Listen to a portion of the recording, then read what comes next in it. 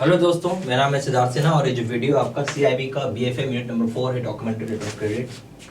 ठीक है, चैप्टर चालू करने से पहले जो लोग सीआईबी का प्रॉपर वीडियो कोर्स का पैकेज लेना चाहते हैं, यहाँ पे फोन नंबर दिया हुआ है, फोन करके पूछ सकते हैं, या इसी वीडियो के डिस्क्रिप्शन बॉक्स में डिटेल्स भी मैंने डाल दिया। चलिए स्टार्ट करते हैं। तो सबसे पहला ये डॉक्यूमेंटेड लेटर्स ऑफ क्रेडिट क्या होता है। सबसे पहले ये समझते हैं कि जो हम इंटरनेशनल ट्रेड करते हैं, पहला पॉइंट बना लीजिए, आप क्या कर रहे हो? इंटरनेशनल ट्रेड कर रहे हो, यानी एक कंट्री से दूसरे कंट्री आप ट्रेड कर रहे हो, है ना। एक देश से दूसरे देश में ट्रेड कर रहे हो। एक मान लेते हैं भारत है और दूसरा मान लेते हैं यूएसए। ठीक है, तो भारत का आदमी यहाँ पे मान लेते हैं, इसको क्या बोलेंगे? सेलर, बेच रहा है, और अमेरिका का आदमी सामान खरीद रहा है, इसको हम बायर बोलते हैं। सेलर को हम क्या बोलते हैं? एक्सपोर्टर, और वहां पे बायर को क्या बोलते हैं? इंपोर्टर। ठीक है, आप समझिए बहुत ध्यान से। यहां पे इंडिया वाला यानी जो सेलर था उसने कुछ सामान भेजा, बेच दिया, सेल किया। ठीक है, अमेरिका वाले ने भारत को मनी भेज दिया। मनी क्या था? वो डॉलर है, यूएस डॉलर। कि भाई उसके देश में तो रुपया नहीं चलता है ना, डॉलर होता है। ये हुआ इंटरनेशनल ट्रेड। इसको हम क्या बोलेंगे? इंटरनेशनल ट्रेड बोलते हैं। एक कंट्री से दूसरे कंट्री में आप जब बिजनेस करते हैं, उसी चीज को हम इंटरनेशनल ट्रेड बोलते हैं। ठीक है, जहां पे इस बात की एश्योरेंस दी जाती है, क्या दी जाती है? एश्योरेंस, कि भाई अगर भारत का आदमी सामान बेच रहा है अमेरिका के आदमी को, तो अमेरिका का आदमी भारत के आदमी को पैसा दे देगा, जैसा भी डील किया होगा, जैसा भी प्रॉमिस किया हुआ होगा। समझ में बात? तो इस बात का एश्योरेंस भी होना चाहिए। जब ट्रेडिंग कर रहे हैं, भारत में तो है नहीं कब जाके गला पकड़ लेंगे और पैसा ले लेंगे। वो तो दूसरी कंट्री में बैठा है, दूसरा कंट्री है, दूसरा देश है, दूसरा कानून है, दूसरा करेंसी भी है। ठीक है, वहां डॉलर चलता है। आपको सारी चीज की एश्योरेंस होनी चाहिए कि भारत का आदमी अगर अमेरिका बेचे तो अमेरिका से भारत में पैसा आ जाए सही सलामत, और उसके बाद इंडियन रुपीज में कन्वर्ट हो जाए। तो जो बात मैंने बोला, इस बात को हम लिख लेते हैं तो ज्यादा अच्छा समझ में आएगा। ठीक है, तो आप लिख सकते हैं, in international trade where buyers and sellers are far apart in two different countries और इवन कॉन्टिनेंट। ठीक है,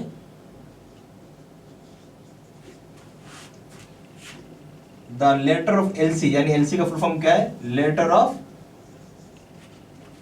क्रेडिट। ठीक है, acts as a most convenient instrument giving assurance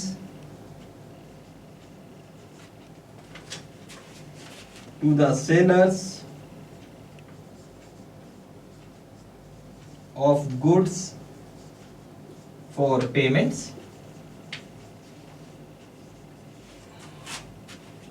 and to the buyers for shipping documents.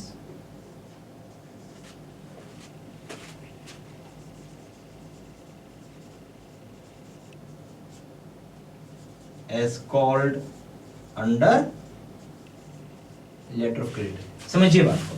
तो हम लोग भी क्या थे, इसी चीज को भाषा में लिख दिया ताकि आपको ज्यादा समझ में आए। और जो जगह बोर्ड पे लिखते हो ना, प्लीज लिखते चलिएगा, तभी एक सही तरीके का तैयारी हो पाएगा। तो पहला चीज तो समझिए, जब इंटरनेशनल ट्रेड है, क्या कर हम लोग? कंट्री दूसरा से इंटरनेशनल ट्रेड हो गया, तो वहां क्या है? बायर और सेलर। बायर को हम एक्सपोर्टर, बायर को हम इंपोर्टर बोलते हैं, सेलर को हम एक्सपोर्टर बोलते हैं। दोनों दो डिफरेंट कंट्री में बैठे हुए हैं, या कंट्री का कॉन्टिनेंट हो गया। आपको पता है इंडिया एशिया में आता है, यूएसए नॉर्थ अमेरिका में आता है। ठीक है, उस केस में हम लोग क्या यूज करते हैं? एलसी यूज करते हैं, लेटर ऑफ क्रेडिट यूज करते हैं, क्योंकि सबसे आसान इंस्ट्रूमेंट है, मोस्ट कन्वीनियंट इंस्ट्रूमेंट माना जाता है लेटर ऑफ क्रेडिट। और इसमें सबसे बड़ी बात क्या है कि यहाँ आपको एश्योरेंस भी मिल जाता है कि आपको सेलर्स को पेमेंट हो जाएगा जो भी सामान बेच रहा है, और बायर ने जो सामान मंगवाया है वो उसको मिल जाएगा एज पर अंडर एलसी। यही चीज मैं आपको बताना चाहता था, ठीक है। ओके, अब आएंगे पॉइंट नंबर 2 पे।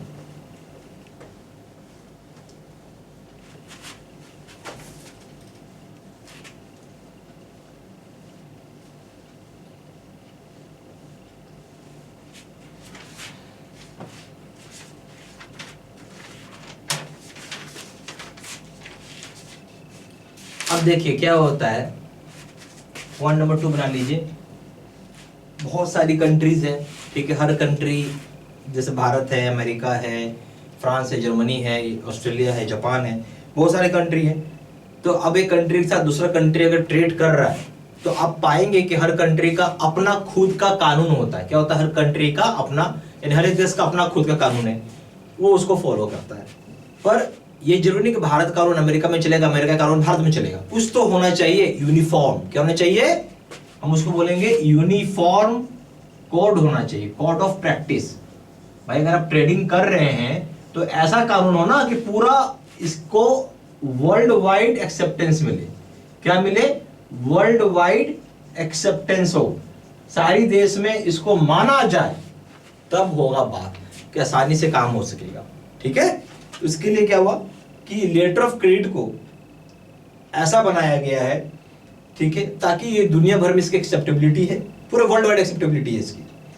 और इस चीज के लिए international chamber of commerce, ICC जिसको बोलते हैं, इसने कानून बनाया है, रूल्स एंड प्रोसीजर्स बनाया, जहां पे इंटरनेशनल चैम्बर ऑफ कॉमर्स के बहुत सारे कंट्री के लोग आते हैं, वहां पे कानून बनाए जाते हैं बिजनेस के लिए, मतलब ट्रेडिंग के लिए, ठीक है।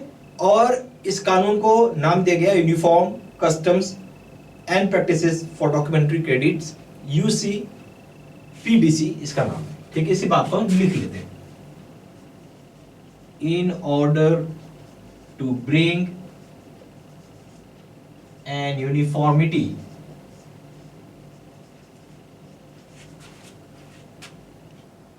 in matters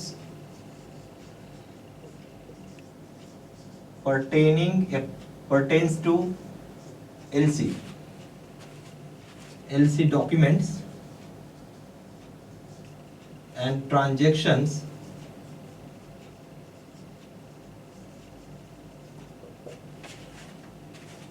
ठीक है। ICC इसका फुल फॉर्म क्या है? International chamber of commerce formed rules and procedures.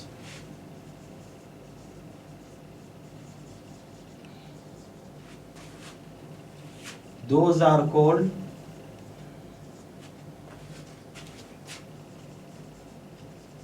as uniform customs and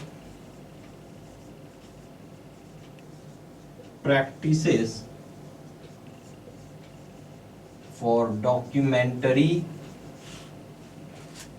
credits, UCPDC, ठीक है। तो हम समझते हैं इसी चीज को। पहला मैंने क्या बताया आपको, एक यूनिफॉर्म कोड ऑफ प्रैक्टिस है जो पूरी दुनिया में एप्लीकेबल हो, ठीक है, एक्सेप्टेंस हो, उसको वर्ल्ड वाइड एक्सेप्टेंस हो। तो इस चीज के यूनिफॉर्मिटी लाने के लिए इस मैटर पे एलसी में या एलसी की डॉक्यूमेंट्स में और उसकी जो ट्रांजेक्शन्स होती है, एलसी की डॉक्यूमेंट्स और जो उसकी ट्रांजेक्शन्स होती हैं, तो उस पर आईसीसी यानी इंटरनेशनल चैम्बर ऑफ कॉमर्स, क्या नाम है पूरा इसका, पढ़ेंगे तो आपका नाम दिखेगा, इंटरनेशनल चैम्बर ऑफ कॉमर्स ने कानून बनाया। कानून कौन बनाता है? आईसीसी कानून बनाता है, हमेशा याद रखिएगा। फॉरेन बिजनेस में आईसीसी कानून बनाता है, ठीक है, रूल्स एंड प्रोसीजर्स बनाता है, ठीक है। इसी चीज को हम लोग बोलते हैं यूसीपीडीसी। तो क्या नाम होगा? Uniform customs and practices for documentary credits, ठीक है। पॉइंट नंबर 3 मतलब आईसीसी कब बना था? आईसीसी बना था 1939 में, और 1919 में बना था, 1919 का संस्था ये। आईसीसी का फॉर्म हुआ था, आईसीसी आपका फॉर्म्ड हुआ है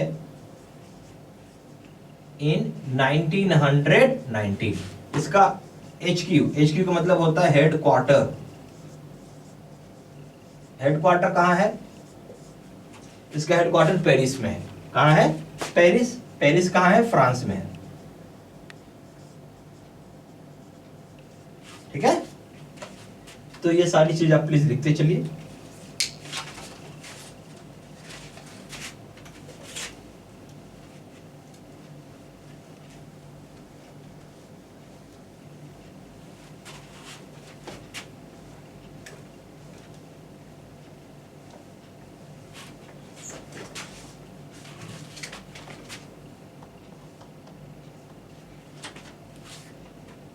पॉइंट नंबर 4 बोलता है कि सबसे पहला यूसीपीडीसी कब आया था? 1933 में पब्लिश हुआ। उसके रिवाइज किया जाता टाइम टाइम, फिर 1951 में रिवाइज हुआ, 1962 में हुआ, 1974 में हुआ, 1983 में हुआ, 1993 में हुआ, और अभी हाल फिलहाल में जो है 2007 में हुआ। तो आप बोल सकते हैं कि फर्स्ट यूसीपीडीसी जो आपकी आई थी पब्लिश्ड इन 1933। ठीक है, इसका लिख सकते हैं afterwards revised in revised time to time in 1951, 1962, 1974, 1983, 1993 और हाल फिलहाल में and recently in 2007।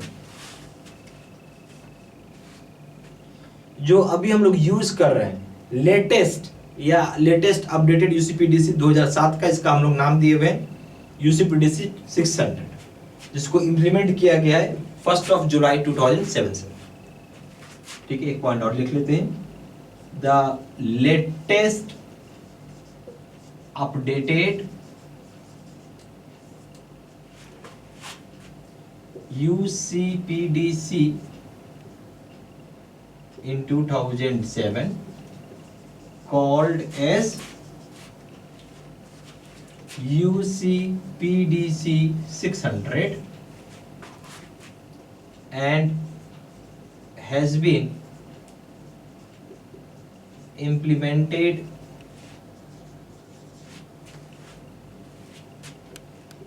with effect from कब से? 1 जुलाई 2007 से। ठीक है, अब लेटेस्ट हम लोग कौन सा यूज करें? यूपीडीसी 600। यहाँ पे सीआईबी का हमारे पास दो तरह का प्रोग्राम है। एक है बेस सिस्टम मतलब वहाँ पे लाइव क्लासेस और उसी बेसिस पे डेली वीडियोस भी आती हैं।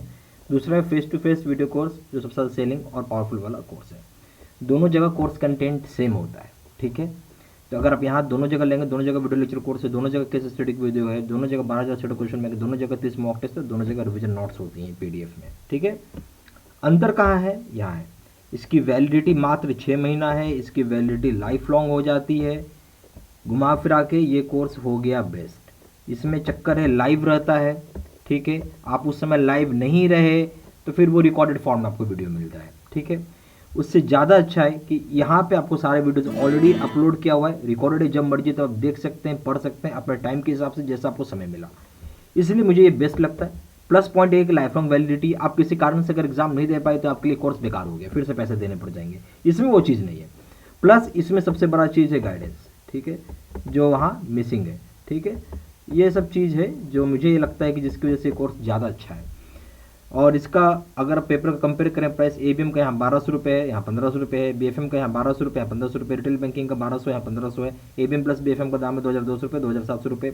कॉम्बो पे का दाम है 2700 रुपये, यहाँ 3500 रुपये। कुछ पैसा जरूर ज़्यादा लगेगा, बट ये आपको लाइफ लॉन्ग हो जाएगा। मेरा ये बोलना, यही कोर्स आप लें, ये ज़्यादा बढ़िया है, ज़्यादा फ्रूटफुल है आपके लिए। ठीक है, ज़्यादा जानकारी के लिए फ़ोन कर सकते हैं। फ़ोन नंबर हो गया 4 टाइम्स 9685127, दूसरा नंबर है 7827546946। वेबसाइट में जाकर डायरेक्टली ऑनलाइन ऑर्डर प्लेस कर सकते हैं। वेबसाइट हो जाएगा www.jibcibstudymaterial.com। ईमेल आईडी हो जाएगा seat712@gmail.com। ये सारा इन्फॉर्मेशन मैंने इसी वीडियो के डिस्क्रिप्शन बॉक्स में डाल दिया। ठीक है, थैंक यू।